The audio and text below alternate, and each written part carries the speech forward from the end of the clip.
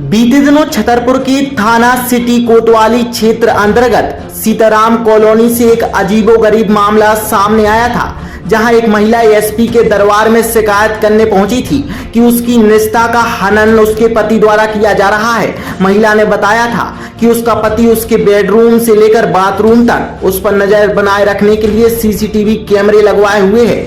वहीं अब इस मामले में एक नया मोड़ निकलकर सामने आया है, जहां महिला का पति अपनी पत्नी के द्वारा प्रताड़ित किए जाने के आरोप लगाता हुआ नजर आ रहा है। पति अरविंद शर्मा ने बताया कि वह अपनी पत्नी रेखा शर्मा से काफी परेशान हो चुका है। पति ने आरोप लगाए हैं कि उसकी पत्नी उसे काफी सालों से मानसिक रूप से प्रताड़ित कर रही है और झूठे केस में फंसवाने की धमकी दे रही है। पति ने बताया कि मेरी मां के साथ भी पत्नी मारपीट करती है और घर में लगे सीसीटीवी कैमरे को भी उसने तोड़ दिया है, जिसके बाद अब पीड़ित पति ने एसपी ऑफिस में पहुंचकर एसपी को आवेदन देकर न्याय की गुहार लगाई है। ये आवेदन देने आए थे हम एसपी ऑफिस में। क्या है, अभी पिछले कुछ दिनों हमारी पत्नी द्वारा एक शिकायती आवेदन दिया गया था। उसमें ये था कि उनके बेडरूम और बाथरूम में मेरे द्वारा सीसीटीवी कैमरे लगाए गए, और जबकि उसकी जांच के लिए मैंने स्वयं उसके कुछ दिन पहले भी सिटी कोतवाली में आवेदन भी दिया था, और फ़ोन से भी कई बार DI साहब से भी बात हुई थी कि आप मेरे यहाँ जांच करा लें कि अगर कोर्ट के इस तरह के निर्देश हैं तो आप चेक करा लें। तो उनकी पूरी टीम और टेक्निकल टीम के साथ वो पहुँचे। उन्होंने पूरा मौके पे जाके उसका मुआयना भी किया, लेकिन कोई भी कैमरा बेडरूम में और उसमें नहीं पाया गया। बाथरूम वगैरह जो कैमरे लगे हैं वो सिर्फ मेरे माँ के कमरे में लगा हुआ है कैमरा, जो बैठक में है, और 2 रोड पे लगे हैं और 1 हॉल में लगा है।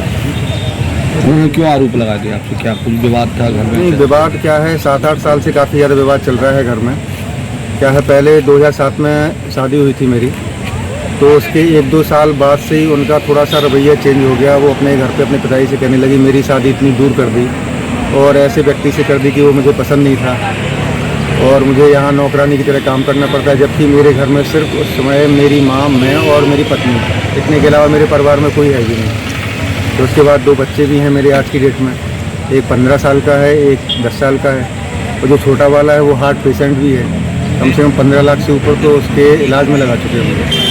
तो ऐसा क्यों कह रही है वो? क्या देख कर शादी हुई? कैमरा लगाने का पहले तो देखो उद्देश्य तो ऐसा था कि जो मैंने सामने सब लोगों को दिखाया, मैंने तो सिर्फ ये दिखाया कि सिर्फ मारपीट, जैसे मम्मी के साथ अभद्रता, मेरे साथ हमेशा गाली गलौज, दिन रात आए दिन गाली गलौज का ये सिस्टम है उनका। लेकिन वो कुछ चीज़ें ऐसी थी जो मैं कभी बोल नहीं पाया।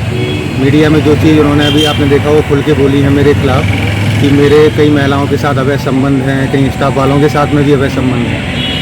इसके बाद मुझे इतना साहस सिर्फ मीडिया की खबर से मिला कि मैं खुद बोलने पे हो गया कि कैमरे सब इसी वजह से लगवा गए थे कि कई सालों से ये चल रहा था इनका कि दिन में कभी रात में इनका घर से गायब रहना बगैर बताए। और उसमें कुछ गवाह भी हैं जिन लोगों ने, मेरे मित्र वगैरह, कि रातों रात हम लोगों ने उनको तलाशा है, यानी छतरपुर में कोने कोने में तलाशा उनको कि कहाँ चली गई, कभी मरने की धमकी देना। और सिर्फ इसलिए उन्होंने, अब भी उनके परिवार वाले भी जब भी आए तो उन्होंने सिर्फ बात की है, किस बात की, कि ये मकान जो माँ के नाम है वो मेरे नाम करा दो, मेरी कोई सिक्योरिटी नहीं है कि आगे मेरा क्या होगा।